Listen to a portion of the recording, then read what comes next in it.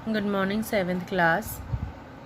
Grammar time में आज हम चैप्टर करेंगे chapter 5 participle gerund and infinitive.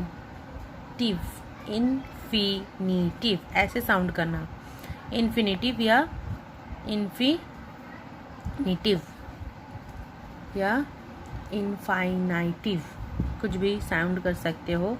इसका है जेरेंड और इसका है जरेंड या इन्फिनिटिव या इन्फिनाइटिव। ठीक है, पार्टिसिपल पे आते हैं। A participle is the form of verb that works as adjective in a sentence.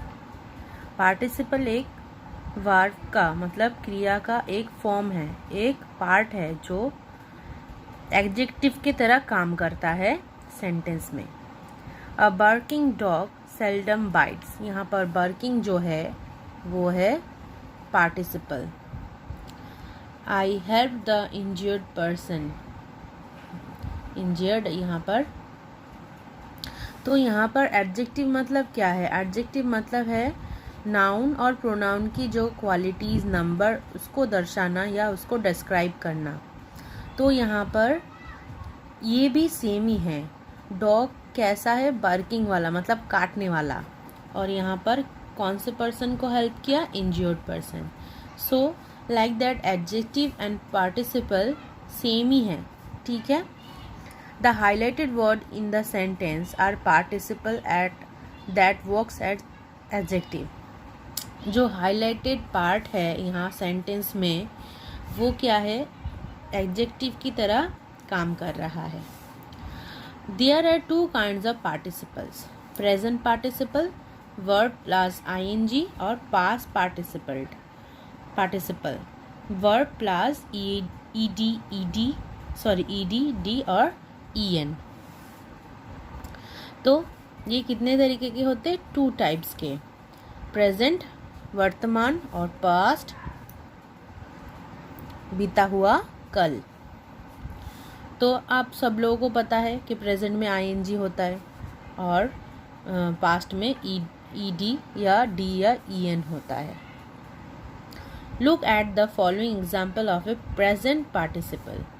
Present participle मतलब प्रेजेंट में, वर्तमान में जो काम चल रहा है। अ running horse, a talking parrot, a crying baby. याद रखना वर्ब के साथ आईएनजी ज़रूर ऐड होगा। फिर पास्ट पार्टिसिपल का देखो, ब्रंट पेपर, पेपर कैसा है? जला हुआ। डैमेज्ड हाउसेस, हाउस कैसा है? पूरा खराब हुआ। स्टोलन कार, चोरी हुआ मतलब चोरी हो गया वैसा कार। यहाँ पर देखो ईएन आया है, ईडी आया है और एनटी आया है।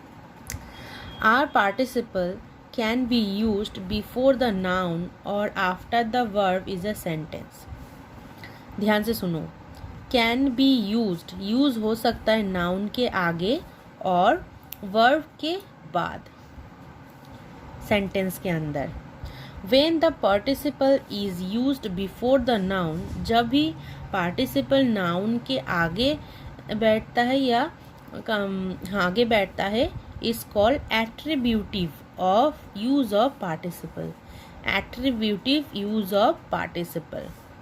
When the participle is used after the verb is called predicative use of participle। ये attributive predicative मैं पढ़ा चुकी हूँ, ये आप लोगों को शायद अच्छे से आता है।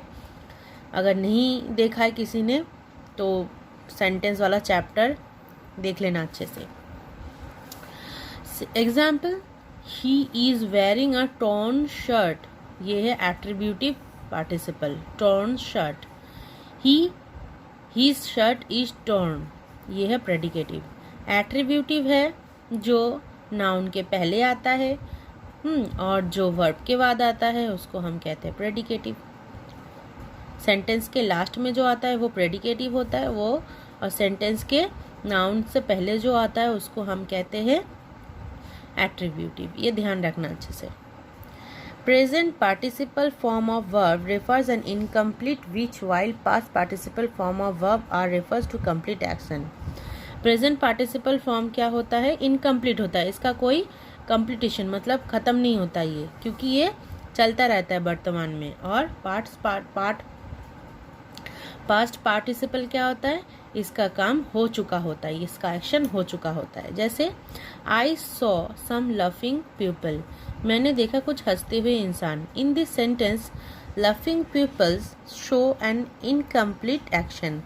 ठीक है, लफिंग पीपल ये इनकम्प्लीट एक्शन है, वो हंसते जा रहे थे। और सेकंड है he sat on a broken chair. This sentence broken chair shows a complete action. Chair कैसा था? टूटा हुआ था, तो ये पूरा कंप्लीट हो गया। तो ये पास्ट वाला हो गया और ये प्रेजेंट वाला हो गया। ठीक है, नेक्स्ट पेज पे आते हैं। We can join two sentence by using participle. हम पार्टिसिपल को यूज करके दो सेंटेंस हम जोड़ सकते हैं। कैसे? देखो, Ravi open the door, Ravi went out. Opening the door, Ravi went out. यहाँ रवि रवि दो बार है, तो रवि दो बार यूज करने की जरूरत नहीं है।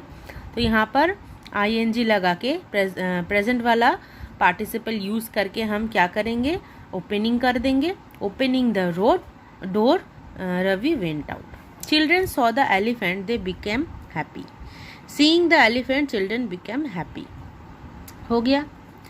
In the above example, both action take place at the same time. When we join the sentence, we remove one finite verb and use the present participle form. यहाँ पर finite verb को हटा के हमने present participle form use किया है। Sometimes the second action begin with the after first and been completed. In case we convert the finite verb denoting the first action into the participle form, having or past participle. जैसे देखो, he finished his lunch, he went to the school. Having finished his lunch, he went to school. ठीक है, ये यहाँ पर having के साथ past participle form use हो रहा है। देखो, हैविंग जरूरी है, इसके बाद क्या हो रहा है? फाइनाइट वर्ब को हम हटा के हैविंग यूज करके यहाँ पर फिनिश को ला के finish his lunch, he went to school. Ravi reached the station, he bought the tickets. Having reached the station, Ravi bought the tickets. ठीक है, ये हो गया जोड़ने वाला। एक ऐसे जोड़ सकते हो, एक ऐसे जोड़ सकते हो। ठीक है, ये अच्छे से पढ़ना थोड़ा इम्पॉर्टेंट है। अगर समझ में नहीं आए फिर ज़रूर पूछना हमसे। Join the sentences of using participles. यहाँ पार्टिसिपल यूज करके आपको सेंटेंस ज्वाइन करना है। जैसे मैंने करके रखा है, देखो, he picked up his ball and he ran to the ground. Picking up his ball, he ran to the ground. ऐसे जोड़ के लिखना। ये भी करना।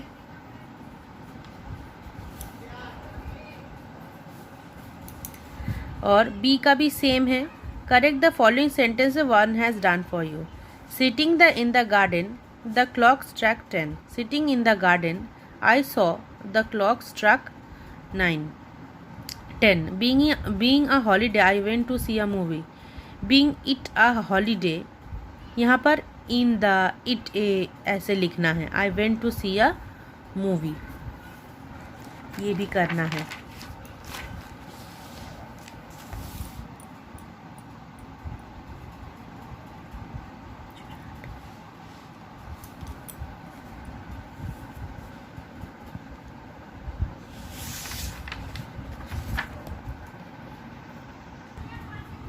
अब आते हैं जेरांड पे।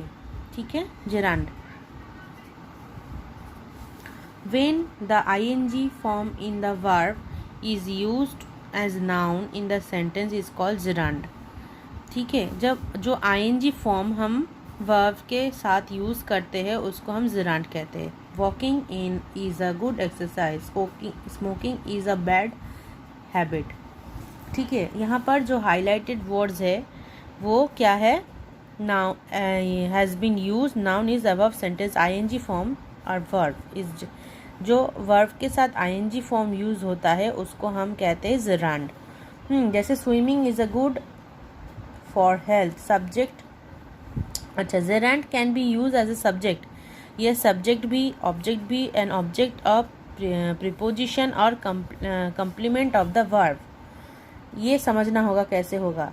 She love singing, object of sentence. Object क्या होता है? जो बाहर बैठता है, मतलब सॉरी बाहर नहीं, बाद में बैठता है। I am fond of the gardening, object of preposition. यहाँ पर गार्डनिंग है, object of preposition. What I love is helping, complement, complement करना मतलब किसी को मदद करना।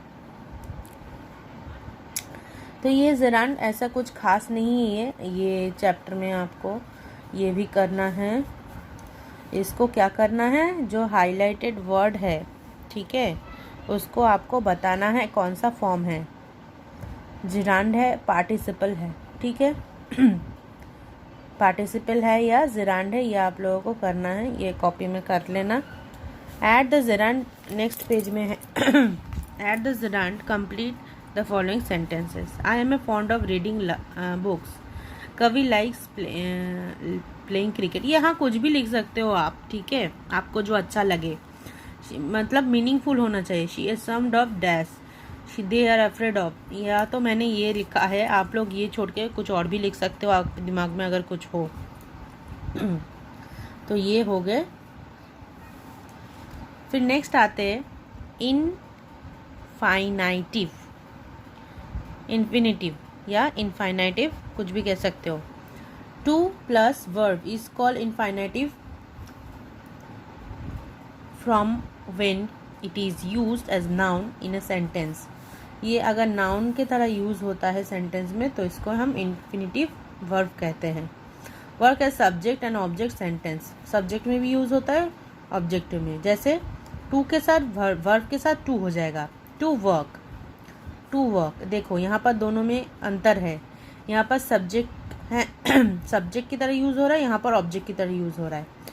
टू वर्क क्या कर रहा है, वर्क एक वर्ब है, चलना एक वर्ब है, तो उसके आगे टू आ गया, ये सब्जेक्ट के साथ हो गया। और I like to work in the morning, ये ऑब्जेक्ट हो गया। फिर है can use the qualifying adjective. Qualifying and adjective मतलब कैसा है। Grapes are sweet to eat, खाने में स्वीट है। टू ईट, टू ज़रूर लगाना है। This is not the time to depend. Infinitive also use the objects of preposition, to leave ऐसे यूज होता है। और कहाँ कहाँ यूज होता है देखो, मॉडल ऑक्सिलरी ये भी पढ़ा चुकी हूँ मैं, can, could, must, should, will, may, might, इसमें भी यूज होता है। We do not use to the verbs of perception like see, see के पहले नहीं बैठेगा, हियर के पहले नहीं बैठेगा, वॉच के पहले नहीं बैठेगा और नो के पहले नहीं बैठेगा। और we do not use to after verbs, verb के बाद नहीं बैठेगा। मेक, लेट, डेयर, नीड, इसके बाद नहीं बैठेगा। तो अगर समझ में नहीं आए तो ज़रूर पूछना। Rewrite the sentence using gerund in the place of infinity, infinity की जगह यहाँ पर देखो टू है, यहाँ पर टू पेंट मतलब इन्फिनिटी है, तो इसको जगह हम क्या करेंगे, इसको उठा के हम जेरांड से करेंगे। जेरांड मतलब आईएनजी ऐड करना, ठीक है। ये भी मैंने करके रखा है, कर लेना आप लोग, ये देखो, ठीक है। नेक्स्ट है complete the sentence in your own words using the gerund और infinitive whichever is common. यहाँ पर भी वही सेम है। आई एम इंटरेस्टिंग मैंने लिखा है in playing carrom with you, आप कुछ भी लिख सकते हो। द जज ऑब्जेक्टेड, ये भी कुछ भी, मतलब आपके मन को जो अच्छा लगे वो सेंटेंस आप लिख के ये सेंटेंस कंप्लीट कर सकते हो, मगर उसमें जेरांड और इन्फिनिटिव वर्ब जरूर होना चाहिए, ठीक है। ये तो मैंने लिखा है। और कंप्लीट द फॉलोइंग सेंटेंस, ये भी करना है। जैसे I let her to use my laptop, I let her use my laptop, यहाँ पर टू गायब कर दिया, यहाँ पर भी टू गायब कर दिया, यहाँ पर भी टू गायब कर दिया, यहाँ पर भी टू गायब कर दिया। समझ में आया। आप लोगों का यही काम है, पूरा चैप्टर मैंने पढ़ा दिया है। कहीं भी किसी को भी कुछ भी प्रॉब्लम हो ज़रूर पूछना, कोई नहीं पूछता है, बार बार मैं बोल के थक गई, पूछ लेना। ज़रूर पूछना। Chapter 5 is complete. पूरा एक्सरसाइज इसका 5.1 से लेके 5.3 का ABC सारा जितने भी चैप्टर यहाँ पर हो रखे हैं, एक्सरसाइज हो रखे हैं, वो पूरा कंप्लीट करना आप लोगों की जिम्मेदारी है। पूरा फेयर कॉपी में करना है।